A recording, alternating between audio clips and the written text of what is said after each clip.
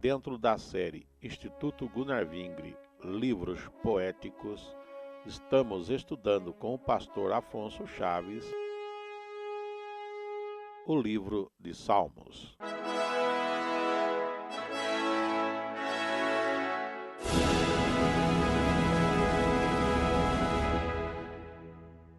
Ainda no nosso estudo do livro de Salmos, continuamos apresentando os Salmos através de temas, tendo visto anteriormente alguns títulos. Agora estamos lembrando que já vimos os Salmos messiânicos, que já foram apresentados, são vários salmos, e talvez muito mais do que aqueles que nós temos apresentado, porque às vezes uma única palavra poderemos encontrar num salmo inteiro que já seja referente à vinda do Messias, e assim poderia ser colocado como messiânico. Nós selecionamos os mais evidentes, sendo os salmos messiânicos aqueles que contêm profecias referentes ao Senhor Jesus, ora de forma direta, ora de forma figurada, tendo principalmente a Davi como tipo. Só lembrando destas apresentações anteriores, o outro tema que já estudamos são os salmos de oração e súplica. Quase que a maioria dos salmos pode ser considerada, a maioria, como sendo de oração e súplica, mas temos um bom número que já estudamos também. Lembrando que esses salmos de oração e súplica são aqueles que apresentam lamentos e petições diante de Deus, que também incluem uma expressão de sede de Deus ou uma intercessão em favor do seu povo, ou alguma outra intercessão apresentada pelo salmista. Depois vimos, por último, os salmos que falam do juízo de Deus. Deus julgará o ímpio e livrará o justo. Também são vários salmos que são encontrados com esse título ou nesse tema, incluindo salmos que apresentam alegria pelo livramento da opressão do inimigo, confiança de que o ímpio não prevalecerá diante do juízo de Deus, a intercessão em favor dos justos e também a consolação e exortação para os justos esperarem em Deus.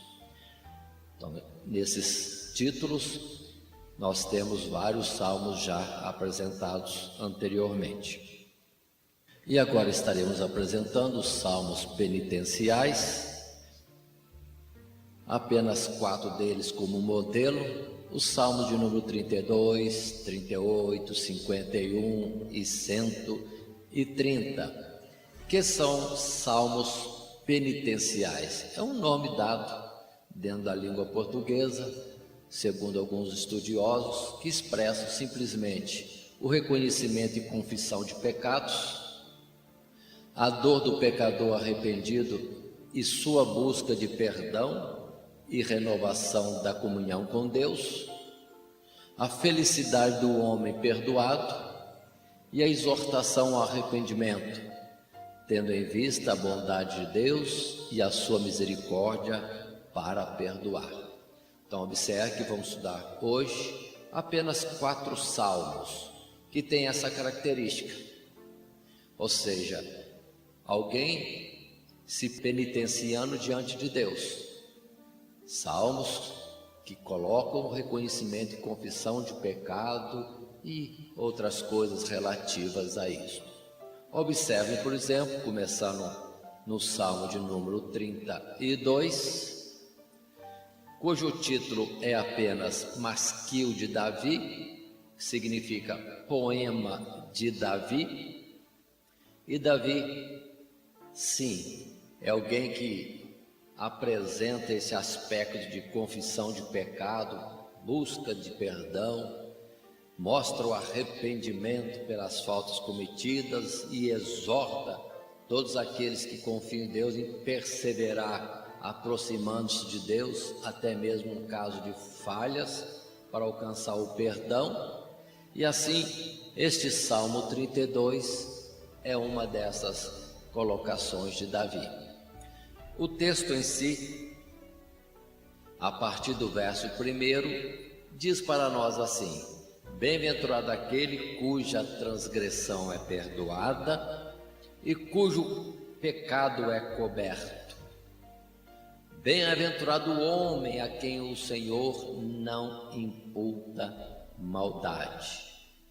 Enquanto eu me calei, envelheceram os meus ossos, pelo meu bramido em todo o dia. Porque de dia e de noite a tua mão pesava sobre mim, o meu humor se tornou em sequidão de estio. Observe este salmo de Davi, o 32, que mostra de fato a luta, a situação que se encontra alguém que já descobriu a sua transgressão e que de fato diante de Deus tem temor, que tem a procura de vir consertar este erro diante de Deus, e assim expressa esta palavra: a dor ou aquele peso na consciência, aquela tristeza de alma por ter falhado e as consequências que sobrevirão naturalmente. E uma delas podendo ser até mesmo a rejeição do próprio Deus. Assim então Davi expressa. Mas observem esse particular aqui, quando no verso 1 Davi diz: bem-aventurado aquele cuja transgressão é perdoada e cujo pecado é coberto. E o verso 2 complementa: bem-aventurado o homem a quem o Senhor não imputa maldade. Esta palavra é usada por Paulo em Romanos, quando ele argumenta sobre a fé, a justificação pela fé. E ali vai mostrando Paulo, em Romanos, capítulo 3, capítulo 4, que ninguém é justificado de Deus por obras, mas pela fé. E um dos aspectos da fé é crer que Deus é bom, é misericordioso e pode perdoar alguma falha que possamos ter. Por isso, Paulo usa essa expressão de Davi. Observem, bem-aventurado o homem a quem o Senhor não imputa maldade. Bem-aventurado aquele cuja transgressão é perdoada e cujo pecado é coberto. Observe bem esse aspecto. Não é pelo que ele fez para ser perdoado, mas pela bondade de Deus que o alcançou. Então, bem-aventurado. Aí Davi argumenta isto e Paulo ressalta na parte doutrinária em Romanos, capítulo 3, 4, depois capítulo 7 também. Se lembrarmos faltas que houve em muitas pessoas, personagens da Bíblia, eles alcançaram o perdão não porque fizeram alguma coisa, mas porque foram simplesmente a Deus pedir misericórdia, arrependidos da sua falha. Não há questão de apresentar a Deus alguma coisa para que o Senhor leve em conta, talvez levar um sacrifício, ou talvez fazer um louvor a Deus, uma campanha de oração. Nada disso tira pecado. O que tira o pecado, na verdade, é o próprio sacrifício de Cristo Jesus na cruz do Calvário. A única coisa que pode apagar os nossos pecados. Pelo quê? Bem-aventurado aquele que alcança o perdão de Deus ou que é atingido pelo benefício do sacrifício expiador de Cristo Jesus no Calvário. Mas ressaltamos outra vez, Davi diz no verso 3: enquanto eu me calei, envelheceram os meus ossos. Enquanto me calei, a tua mão pesava sobre mim, dia e noite. Este é o peso da consciência, ou do próprio Deus, cobrando, sempre no intuito de que alguém venha a dar ouvidos e de fato se arrependa e busque a Ele para alcançar este perdão. Continuando o Salmo 32, no verso 5 até o verso 7, lemos: confessei-te o meu pecado e a minha maldade não encobri. Dizia eu: confessarei ao Senhor as minhas transgressões, e tu perdoaste a maldade do meu pecado, pelo que todo aquele que é santo orará a ti, há tempo de te poder achar. Até no transbordar de muitas águas, estas a ele não chegarão. Tu és o lugar em que me escondo, tu me preservas da angústia, tu me cinges de alegres cantos de livramento. Aí está. A primeira parte do Salmo 32 cita o tempo em que não houve confissão de pecado, não houve humilhação diante de Deus e toda a carga pesada que se levava. Mas já a partir do verso 5 é o desabafo. É a hora em que a carga nas costas cai ao chão diante da misericórdia de Deus. Portanto, observe bem: confessei-te o meu pecado e tu perdoaste a maldade do meu pecado. Aí está o salmista Davi aliviado, não pelo que lhe alcançou através de algum mérito, algum feito, mas simplesmente pelo perdão de Deus. Como também observem no verso 6, que ele já coloca que todo aquele que é santo orará a ti. Aquele que de fato é justo, é santo, que pode ter tropeçado, caído, orando a Deus, a tempo de o achar, certamente será abençoado. Repetimos: todo aquele que é santo orará a ti, a tempo de te poder achar. E observa o final do verso 6: até no transbordar de muitas águas, estas a ele não chegarão. Não importa a consequência da falha que houve, ou a multidão de pecados que possa estar como que armazenado, mas na confissão, pelo perdão de Deus, o perdão é completo. As águas, ainda que possam ser muitas, como que vindo para naufragar, cobrir e por termo a vida daquele pecador, entretanto, no perdão de Deus, as águas não chegarão a ele. E continuando, aí o salmista louva o Senhor, colocando o Senhor como esconderijo, pelo que aí ele rende-se ao Senhor com cantos, naturalmente de ação de graças, pelo livramento recebido. Continuando, verso 8 até o verso 11, observem o verso 8 e 9, que parecem ser como que próprio Deus falando.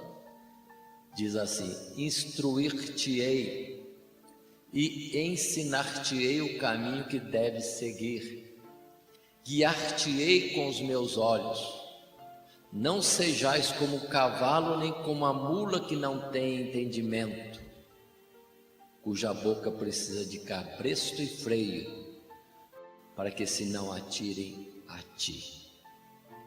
Se antes parece ser a palavra do pecador, antes guardando a transgressão e não se apresentando a Deus. Segunda parte já apresenta ele confessando e tendo alívio e louvando a Deus. Mas o verso 8 parece que o próprio Senhor agora dirige palavras, dizendo que ele instrui, ele ensina no caminho que deve seguir.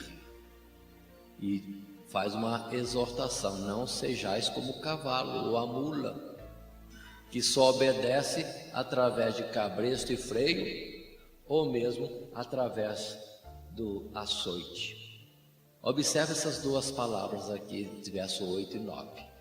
Como também poderia ser o próprio Davi, dizendo que vai instruir a outros sobre a eficácia de se chegar a Deus e dos seus cuidados. Mas lembremos de Jó, que em Jó que temos a expressão de que o homem, quando se deita, o Senhor vem até ele e o sonda e coloca em sua mente, em seu coração, a instrução devida naquele devido tempo. Assim também aqui. E observe a recomendação para nós não endurecermos o nosso coração e não sermos como aquele que somente a força é que vamos estar andando no caminho que devemos andar. E o verso 10 e 11 conclui o Salmo 32 ao dizer: o ímpio tem muitas dores, mas aquele que confia no Senhor, a misericórdia o cercará. Alegrai-vos no Senhor e regozijai-vos vós, os justos, e cantai alegremente todos vós que sois retos de coração. Observe que justo não é aquele que não erra, que não falha, que não peca, mas aquele que não se detém nisso, não tem satisfação nisso, mas antes esta falha o incomoda e preocupa-se. E o jeito é, de fato, como diz a segunda parte desse salmo, é buscar Deus na confissão, no arrependimento, e aí terá o alívio. O justo pecando, Deus o ouve quando ele se arrepende, e ao final o justo canta porque alcança o perdão de Deus. Continuando os salmos penitenciais, que falam da confissão de pecados e outros aspectos semelhantes relacionados ao arrependimento, à exortação para buscar Deus e alcançar o benefício desse perdão, temos também o Salmo 38, que também é um Salmo de Davi, e o título deste Salmo 38 é Salmo de Davi para lembrança. Então, somente estas palavras é que constam nos originais sobre este salmo, cujos versos de 1 a 5 começamos a ler. Ó Senhor, não me repreendas na tua ira, nem me castigue no teu furor, porque as tuas flechas se cravaram em mim, e a tua mão sobre mim desceu. Não há coisa sã na minha carne, por causa da tua cólera, nem há paz em meus ossos, por causa do meu pecado. Pois já as minhas iniquidades ultrapassam a minha cabeça, como carga pesada são demais. As minhas chagas cheiram mal e estão corruptas por causa da minha loucura. Outra vez, Davi expressa o sentimento real daquele que ama a Deus, mas que em algum momento se sente acusado por transgressões realizadas, se vê tomado pela tristeza de ter ferido a Deus ou falhado para com Deus, e aí vem essas palavras. Sabendo da justiça e santidade de Deus, primeiro, verso 1 diz: não me castigues no teu furor. Certamente quando alguém falha, as flechas de Deus se cravam nele. E não é para matar primeiramente, é para uma exortação ao arrependimento. Mas observe que o salmista disse, em expressões assim: não há coisa sã na minha carne, por causa do meu pecado, as minhas iniquidades ultrapassam a minha cabeça. Observe que aquele que de fato teme a Deus e quer acertar diante de Deus não tem paz quando erra. O ímpio pode errar e logo passou algum remorso e acha que foi até uma vantagem o que ele fez. Mas o justo vai ficar arcado de peso na sua consciência. Continuando, este mesmo Salmo 38, versos 6 e versos seguintes, diz Davi: estou encurvado, estou muito abatido e ando lamentando todo dia, porque os meus lombos estão cheios de ardor. Estou fraco e muito quebrantado, tenho rugido por causa do desassossego do meu coração. Senhor, e o meu gemido não te é oculto.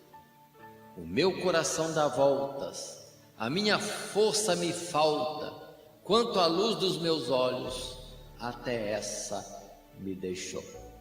Continua.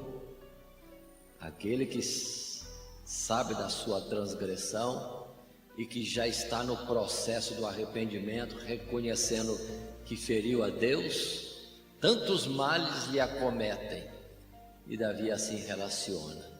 Observe, encurvado, abatido, todo dia lamentando, os lombos cheios de ardor, está fraco, quebrantado, também está em desassossego o seu coração, continuamente está gemendo, o coração dá voltas e parece que até os olhos perderam a luz. Continuando, o mesmo Salmo 38 diz ainda: os meus amigos, os meus propíncos afastam-se da minha chaga. Também os que buscam a minha vida me armam laços, e os que procuram o meu mal dizem coisas que danificam. Mas eu, como surdo, não ouvia, e como mudo não abria a boca, porque em ti, Senhor, espero. Tu, Senhor meu Deus, me ouvirás. Observem no início, verso 11 e 12, que de fato aquele que está em falta parece que não está bem em lugar nenhum, não se acomoda em lugar nenhum, e parece que todos o deixam, que todos estão com que lendo na face dele a sua transgressão, pelo que não sente paz, sente vergonha de olhar para as pessoas e se afasta, e muitas vezes entende que o outro que se afastou. Mas observe bem, geralmente é o transgressor que se afasta e começa a colocar nos outros alguma coisa para como que se desculpar daquela situação que vive. Mas temos que ser claro conosco mesmo, verdadeiros, não deixando, como disse Jeremias, o nosso coração enganoso e perverso nos enganar. Vamos entender? Falhamos, pronto. Não vamos ser como Adão e Eva, que questionados por Deus, vão lançando um culpa no outro e não querem assumir. Mas a culpa é nossa quando falhamos, não é de Deus. E também não vamos colocar o próximo, nem os mais chegados como filhos e amigos, como culpados disso. Somos nós. Assim o Salmo continua no verso 16 em diante, Salmo 38, quando diz: porque dizia eu, ouve-me, para que se não alegrem de mim. Quando escorrega o meu pé, ele se engrandece contra mim. Porque estou prestes a coxear, a minha dor está constantemente perante mim. Porque eu confessarei a minha iniquidade, afligir-me-ei por causa do meu pecado. Não me desampares, Senhor. Meu Deus, não te alongues de mim. Apressa-te em meu auxílio, Senhor, minha salvação. Observe as palavras de Davi, como são de fato de uma pessoa arrependida, consciente da sua falha, não quer atribuir a ninguém sua falta, busca a Deus pelo perdão e restauração, ainda que algumas vezes o pecador se afaste. Nesse caso, Davi também fala desse aspecto, mas no verso 16 e 17 tem a situação de que todo aquele que erra fica na mão do acusador das nossas almas. Aí sim, aí os inimigos aproveitam para acusar e falar. Mas Davi dizia: confessarei a minha iniquidade, afligir-me-ei por causa do meu pecado. Não vai atribuir a ninguém, não vai apontar falta e a causa em ninguém, ele mesmo vai se afligir por causa do que fez de errado. Esse é o Salmo 38. Continuando, chegamos ao Salmo 51, muito conhecido, salmo famoso, que fala claramente do sentimento de Davi, quando esteve numa falta grave e estava até acostumada com ela, esquecido dela. Mas quando o próprio Deus o lembra, aí temos a expressão do Salmo 51. Observem que no título, e esse título é antiquíssimo, são milhares de anos antes que vem acompanhando as cópias do Salmo, está escrito assim: Salmo de Davi para o cantor mor, quando o profeta Natã veio a ele, depois de ele ter estado com Batseba. Em 2 Samuel capítulo 12, nós temos a apresentação da transgressão de Davi, que foi o caso de adultério, e depois conscientemente busca ocultar esse adultério, e não tendo jeito, leva até a situação de morte o marido daquela mulher, para ficar tudo como em oculto, e depois se casa com Batseba, querendo esconder a falta, a gravidez em adultério daquela mulher. Mas no tempo passado, mas tempo certo de Deus, o profeta Natã vem a ele, e com a sabedoria e direção de Deus, começa a contar uma história de uma injustiça, e Davi se ira terrivelmente contra o injusto, e diz que esse injusto é digno de morte. Mas é quando então o profeta Natã diz: este homem é você mesmo. E Davi cai em si, porque Natã não só falou isso, mas disse: porque é o caso de Urias, é o caso de Batseba, e etc. E aí temos a expressão de Davi no verdadeiro arrependimento. Aqui temos a diferença do arrependimento de Davi para o arrependimento de Saul. Porque no tempo de Saul, Samuel lhe chamou a atenção de uma falha. Ele disse: pequei contra o Senhor, mas fica aqui minha honra diante do povo. Mas Davi já foi diferente: pequei contra o Senhor, e ficou nisso só. E vemos depois palavras claras, públicas, como a composição do próprio Salmo, quando ele vai dizer que falhou e estava recebendo um castigo pela sua falha, e bendito foi o Senhor que usou com ele de misericórdia. Observemos os primeiros versos. Disse Davi naquela ocasião: tem misericórdia de mim, ó Deus, segundo a tua benignidade, apaga as minhas transgressões, segundo a multidão das tuas misericórdias. Lava-me completamente da minha iniquidade e purifica-me do meu pecado, porque eu conheço as minhas transgressões e o meu pecado está sempre diante de mim. Contra ti somente pequei e fiz o que a teus olhos é mau, para que sejas justificado quando falares e puro quando julgares. Eis que em iniquidade fui formado, e em pecado me concebeu minha mãe. Consideremos estes primeiros versos. Aqui está claro: Davi arrependido e clamando por misericórdia. Observe que ele diz clarinho que conhece as suas transgressões. O seu pecado está sempre diante dele. Ele não vai se desculpar em coisa alguma, não apresenta nenhuma razão como aliviando a sua queda. Ele confessa que errou e sabe no que errou. Não podemos ser falsos diante de Deus. Deus sabe tudo. E Davi abre o coração contando tudo diante de Deus e pedindo somente misericórdia. E pede ao Senhor para limpá-lo de todas as suas transgressões. Muito bem.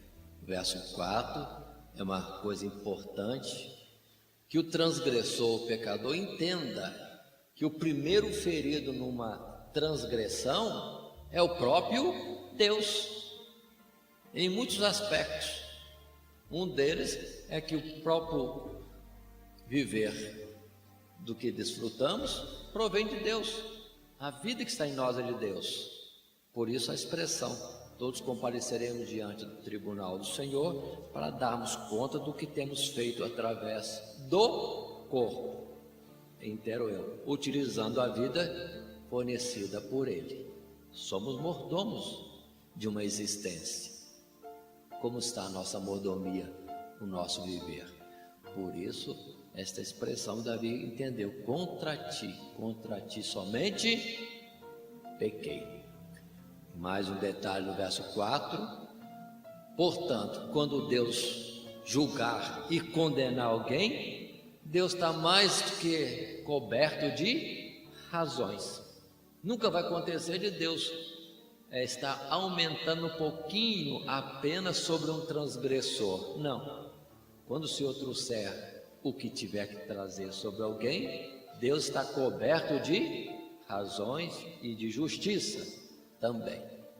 Finalmente, o verso 5, no início deste Salmo 51, precisamos estar atentos, porque diz assim: eis que em iniquidade fui formado, e em pecado me concebeu minha mãe. E muitos ficam entendendo que Davi, quando já foi gerado em pecado, no sentido que houve transgressão na geração daquele que iria mais tarde ser Davi. Mas, irmãos, precisamos ter cuidado. Alguns chegam absurdos falando mal da mãe de Davi. Outros dizem que é um filho de um adultério. Por isso que Jessé deixou no campo, não deixava junto com os outros seus irmãos. Aí a ficção do comentador é que pode ir longe, mas já ouvimos coisas absurdas assim. Ou, por último, a questão doutrinária, que alguns dizem que na concepção, no relacionamento conjugal, há o pecado que gera o filho. E na Idade Média, o cristianismo que predominava dizia que o casamento era um mal necessário para gerar vidas e manter espécie sobre a face da terra. Erro doutrinário, porque no casamento, no relacionamento conjugal, na geração de filhos, não há pecado algum. Foi Deus que criou e as suas coisas são puras. E quando Ele deu o sexo, o casamento, a geração de filhos desta forma, está escrito lá: Deus viu que era muito bom e recomendou, dizendo: crescei e multiplicai-vos e enchei a terra. Então não é isso. O que então significaria a expressão do Salmo? Eis que em iniquidade fui formado e em pecado me concebeu minha mãe. Aí precisamos voltar e entender que quando alguém gera a outro alguém, como Adão gerou a Caim, a Abel, esta geração não é espiritual. O que é nascido da carne é carne. O que é nascido da carne é carne. E se é carne, pronto, não resiste numa situação de justiça ou numa situação de procedimento correto, porque não tem a graça de Deus. Por isso a expressão de Jesus para Nicodemos: vos é necessário nascer de novo. O que é nascido da carne é carne, o que é nascido do Espírito é Espírito. O que é nascido da carne, diz Paulo em Romanos capítulo 8, não se sujeita a Deus e nem agrada a Deus, porque a inclinação da carne é pecar. Então a questão não está na mãe do Davi, na concepção de Davi, a questão está na natureza humana, o que é próprio de cada um de nós. Por isso, Romanos capítulo 5, verso 12: por o homem entrou o pecado no mundo, e pelo pecado a morte. Por isso a morte passou a todos os homens. A morte passou a todos os homens. Essa é a herança de pai para filho. Por isso, todos pecam, ou todos pecaram. Por que todos pecaram?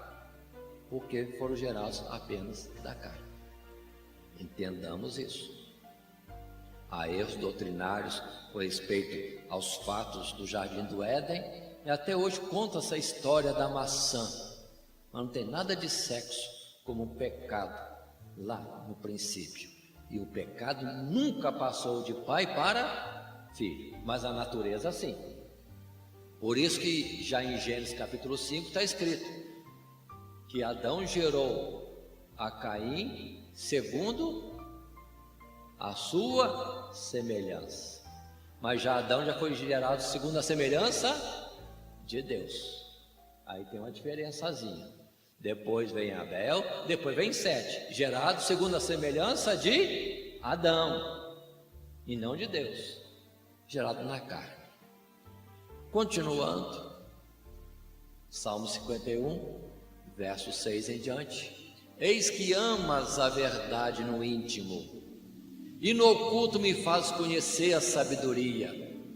Purifica-me com esopo e ficarei puro, lava-me e ficarei mais alvo do que a neve. Faz-me ouvir júbilo e alegria, para que goze os ossos que tu quebraste. Esconde a tua face dos meus pecados e apaga todas as minhas iniquidades. Cria em mim, ó Deus, um coração puro e renova em mim um espírito reto. Aí estão esses versos e o destaque, verdade no íntimo. Verdade. Deus ama a verdade no íntimo. Na continuidade, sempre por pedindo a Deus para lavá-lo, purificá-lo. Conta com a restauração dada por Deus. Pede a Deus para esconder a sua face dos seus pecados. E finalmente cria em mim, ó Deus, um coração puro, renova em mim um espírito reto. Uma palavra tão boa, tão suave, tão cheia de graça naquele que ama a Deus e quer estar reconciliado com Ele, tendo na verdade falhado para com Deus. Continuando este Salmo 51, verso 11 em diante, diz: não me lances fora da tua presença, não retires de mim o teu Espírito Santo. Torna a dar-me a alegria da tua salvação e sustém-me com espírito voluntário. Então ensinarei aos transgressores os teus caminhos, e os pecadores a ti se converterão. Livra-me dos crimes de sangue, ó Deus, e a minha língua louvará altamente a tua justiça. Abre, Senhor, os meus lábios, e a minha boca entoará o teu louvor. Continua Davi, preocupado pela comunhão com Deus. Ele feriu a Deus, ele se afastou de Deus, e agora, para voltar àquela intimidade, liberdade e alegria da conversa, da oração com Deus, só o Senhor tornando a dar isto. Ainda continuando, termina o Salmo 51 com Davi dizendo: porque te não comprases em sacrifícios, senão eu os daria. Tu não te deleitas em holocaustos. Os sacrifícios para Deus são um espírito quebrantado. A um coração quebrantado e contrito não desprezarás, ó Deus. Abençoa Sião segundo a tua boa vontade. Edifica os muros de Jerusalém. Então te agradarás do sacrifício de justiça, dos holocaustos e das ofertas queimadas. Então se oferecerão novilhos sobre o teu altar. Aí está. Observe bem que Davi aqui fala bem claro que Deus não se compraz, não tem prazer em sacrifício. Não há o que possa pagar a transgressão de homem contra o Criador. Não tem que pagar. Não podemos nos iludir com rituais de qualquer ordem, em qualquer religião, como se esses procedimentos apagassem pecado. De jeito nenhum. Nenhum ritual criado, colocado pelo próprio Deus na lei mosaica, está escrito aqui: não te comprases em sacrifício. E já vimos anteriormente outros salmos que diz que Deus nunca os quis, nem agradaram a Ele, porque eram só figuras que ensinavam do sacrifício de Cristo Jesus, o próprio Deus se dando para a expiação das nossas transgressões e nos apresentando a si mesmo purificados, redimidos, para vivermos com Ele na eternidade. Por isso, sacrifícios para Deus são um espírito quebrantado, um coração quebrantado e contrito ou arrependido, não desprezarás, ó Deus. Aí temos porque Davi foi perdoado fácil, enquanto Saul não foi perdoado. E observe que quando Davi falou, pequei contra o Senhor, só essas palavras, Natã, profeta, logo disse, o teu pecado já foi traspassado, você foi perdoado, foi expiado. Ele nem pediu perdão e o profeta já disse que estava perdoado. Por quê? Por causa do seu coração que verdadeiramente estava quebrantado. No momento, Deus já leu toda a estrutura do ser de Davi e já pelo profeta disse, está perdoado. Mas só que tem consequências. E as consequências lemos em Samuel, 2 Samuel, que foram terríveis. E Davi nunca abriu a boca para falar qualquer coisa, mas sempre se fazia lembrar da sua própria transgressão. Quando Absalão se revoltou, quando houve a questão de Tamar, quando houve a questão de Simei, ele falou, deixa, Deus está deixando Deus levantar contra mim, mas Deus depois pode mudar a minha sorte. E assim Davi ia em frente, no seu caminhar, reconhecendo que errou, não podia fazer nada, deveria aguentar todas as questões. Mas observe que ele, no final ele diz que vai apresentar ao Senhor holocaustos, vai apresentar ao Senhor sacrifícios, na verdade primeiramente de justiça, mas também os holocaustos determinados pela lei, não confiando no holocausto propriamente, nem no sacrifício de touros, etc., mas no que ele significava. Uma vida seria dada para perdão do meu pecado. Aí vem depois Jesus, o Cordeiro de Deus, que tira o pecado do mundo. Então não esqueçam que Davi continuava a apresentar sacrifício de expiação de pecado, mas não confiando naquilo, sabendo que ali estava uma direção de Deus, alguma simbologia que talvez não alcançasse plenamente como hoje nós alcançamos. Continuando os salmos penitenciais, o último que apresentamos é o Salmo 130. Não temos quem é o seu autor. O título deste salmo é tão somente Cântico de Degraus, falando daqueles salmos que eram cantados quando se deslocava para o culto ou para a peregrinação a Jerusalém ou no retorno de Jerusalém. E eu tirei da consideração de salmos de degraus para colocar aqui como penitenciais entre estes, por causa do seu teor, que é de fato de um pecador que busca a misericórdia de Deus. Assim os primeiros versos do Salmo 130 dizem: das profundezas a ti clamo, ó Senhor. Senhor, escuta minha voz, sejam os teus ouvidos atentos à voz das minhas súplicas. Se tu, Senhor, observares as iniquidades, Senhor, quem subsistirá?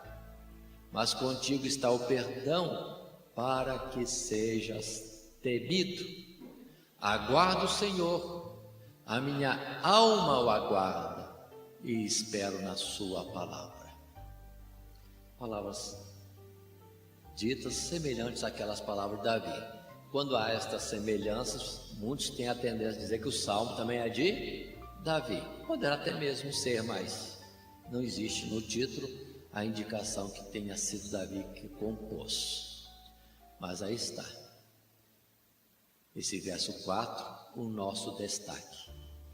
Contigo, com Deus está o perdão, pelo que todos devem temer a Ele ou buscá-lo.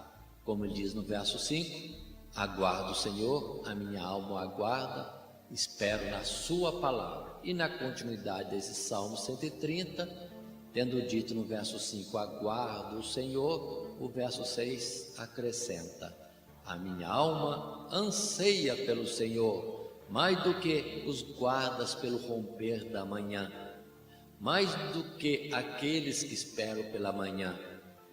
Espere Israel no Senhor, porque no Senhor há misericórdia, e nele há abundante redenção. Ele remirá Israel de todas as suas iniquidades. E este final de salmo mostra mesmo que o compositor exortava, instruía, aconselhava a todo aquele que é temente a Deus a buscá-lo e esperar na sua misericórdia para ter a sua redenção, para ter o perdão dos seus pecados. Aí sim, vamos entender as palavras dos profetas, que já anunciavam antes, como Isaías, quando o Senhor disse, eu mesmo apago as tuas transgressões. Por isso, a nossa questão sempre será primeiramente com Deus. Assim, encerramos este salmos, ou apresentação destes salmos chamados penitenciais. Que Deus nos abençoe em Cristo Jesus. Amém.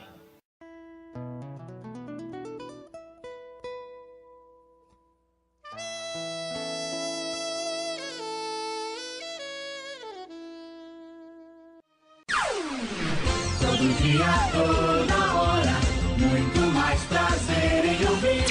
Radionet Grata Nova. Web Rádio, a qualidade que faz a diferença, cada vez mais necessária.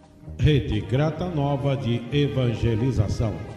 Acesse nosso site www.horadadecisão.com.br. Hora da